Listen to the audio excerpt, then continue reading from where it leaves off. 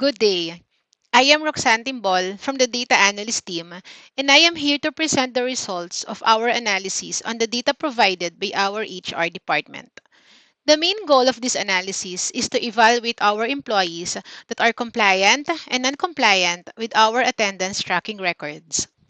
We have the following specific objectives in mind that are aligned with the questions formulated by our CEO.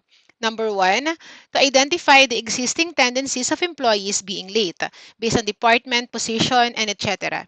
Number two, to create an analysis of weekdays and months when most employees were late and absent. Number three, to search for causality between the department or position of the employee and the tendency of leave approval. And number four, to search for employees that are possibly more favored by the department heads. For the methodology, we employed Power Query and DAX analysis. The process includes data cleaning and modeling, where we did the necessary steps to pre-process the data, like filtering, sorting, removing duplicates, looking for null values, and remove if necessary. We deliberated to identify which visualizations best suit our results. And now, let me present to you our answers to your questions. For the first question, here's the individual and the departmental reports. The most disciplined employee, based on the number of on-time time-in, is 83,884. She is a pharmacist without any lates and early outs or attendance infractions. She was also one of the oldest employees in the company, with a total of 294 days being employed. The most undisciplined employee, on the other hand, is 74054. She is an assistant pharmacist with total infractions of 46. That's the sum of her lates and early outs. Followed by 74639, another assistant pharmacist who incurred the most number of lates at 42 counts. The most disciplined department is PBF with a total of 53 infractions. They have the least number of lates, 40, and least number of early outs, 13, among the four departments of the company. The most undisciplined department, on the other hand, is pharmacy, with total infractions of 208, 113 lates, and 95 early outs.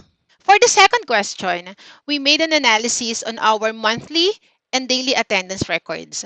Data showed spikes of late employees on November 2021, March 2022, and July 2022, while most absences or leaves were recorded on June and September 2022, both at 22 counts. Per day analysis on attendance revealed that employees are mostly late on Thursdays and missing or absent on Tuesdays.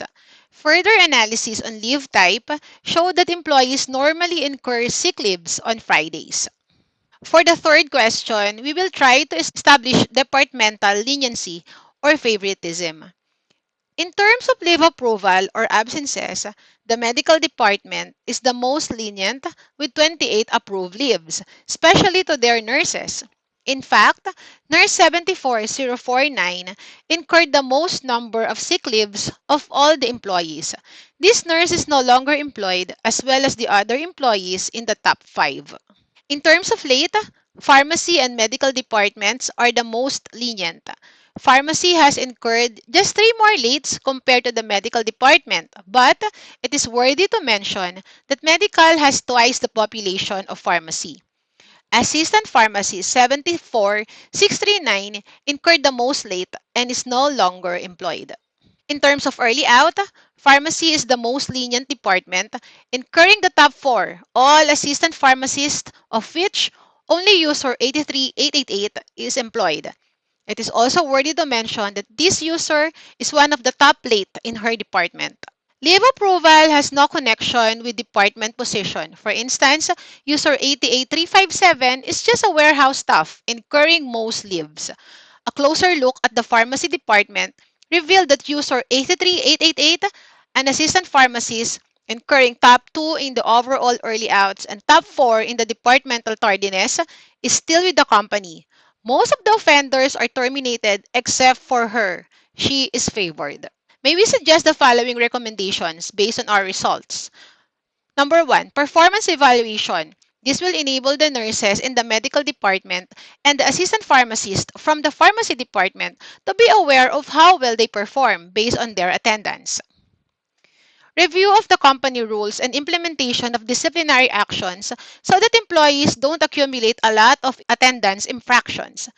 They should be properly warned with the limits. For example, 3 days is equal to 1 absence and no more than 3 absences within a period. This limit will regulate the sick leaves filed by a nurse and a warehouse staff that totaled for a week. Of course, meritorious cases are exempted. Disciplinary action should apply to all. If the company terminates a top offenders, no one should be spared and favored. Promotions, recognitions, and rewards. The most disciplined employee, who happened to be a pharmacist, should be the head of her department. She has no lates and no early outs and one of the oldest in the company. Thank you very much for listening. In behalf of my team, this is me, Roxanne Timbol, reporting.